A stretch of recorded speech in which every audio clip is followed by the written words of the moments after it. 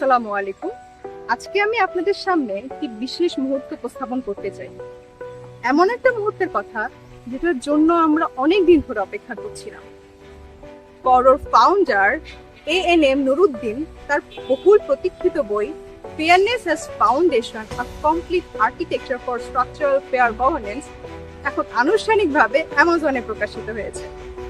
এটি এমন একটি বই যার মধ্যে লুকিয়ে আছে বিশ্বের শাসন ব্যবস্থাকে নতুনভাবে দেখার একটি সম্পূর্ণ কাঠামো।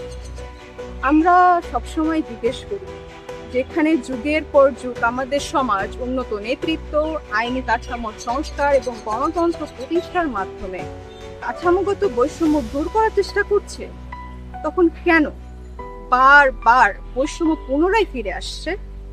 এই বইটা সেই প্রশ্নের সরাসরি উত্তর দেয়। সমস্যা মানুষে নয়, সমস্যা কাঠামো। এই বই উপস্থাপন করা হয়েছে fairocracy, fair vote, fairness index, governance নিয়ে সম্পূর্ণ নতুন ধারণা, যা আমাদের শাসন ব্যবস্থাকে দেখার দৃষ্টিভঙ্গি বদলে দিবে।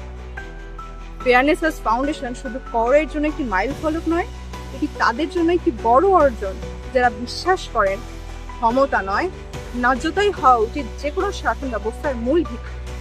বইটি এখন অ্যামাজনে পাওয়া যাচ্ছে, লিঙ্ক পাবেন ডেসক্রিপশনে।